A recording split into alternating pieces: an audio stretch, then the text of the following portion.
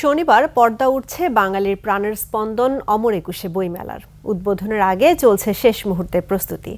নেওয়া হয়েছে নিশ্চিত নিরাপত্তা ব্যবস্থা। ডিএমপি কমিশনার জানিয়েছেন, উস্কানিমূলক কোনো বই যাতে প্রকাশ হতে না পারে সেজন্য আগামী বছর থেকে বাংলা একাডেমিতে আগেই জমা দিতে হবে পাণ্ডুলিপি। শওকত আলীর ক্যামেরায় বাকিটা দেখুন তানজিলা তাসনিমের রিপোর্টে। বছর ঘুরে এসেছে ভাষার মাস, ভালোবাসার ফেব্রুয়ারি। পর্দা উঠছে প্রাণের বইমেলার। ময়দান জুড়ে শেষ মুহূর্তে স্টল, প্যাভিলিয়ন তৈরির কর্মযজ্ঞ। প্রদর্শনের জন্য যতটুকু দরকার আমরা সবকিছু নিয়ে প্রস্তুত। 70% কাজ সম্পন্ন হয়েছে, আরও 30% কাজ এখনো সম্পন্ন হয়নি।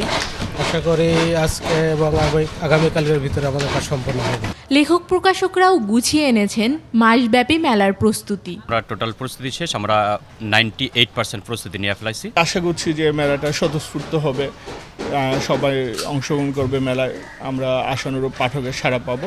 মুক্ত পরিবেশে এবার বইমেলা অনুষ্ঠিত হতে যাচ্ছে।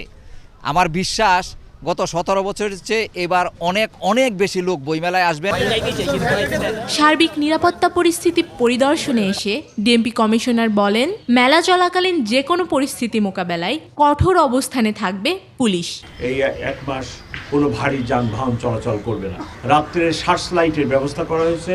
সমন্বয় সভা করেছিলাম, সেখানে বাংলা একাডেমির কর্মকর্তারা ছিলেন।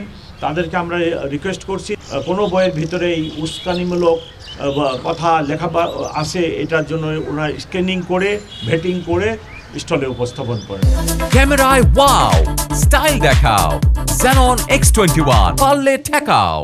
এই বছর ওরা পারবে না, আগামীতে এই নতুন যে বইগুলো প্রকাশনা হবে তার পাণ্ডুলিপি আগেই যেন বাংলা একাডেমিকে জমা দেওয়া হয়। মাসব্যাপী মেলার পুরো সময় জুড়ে ঢাকা বিশ্ববিদ্যালয় এলাকায় চলবে না কোনো ভারী যানবাহন।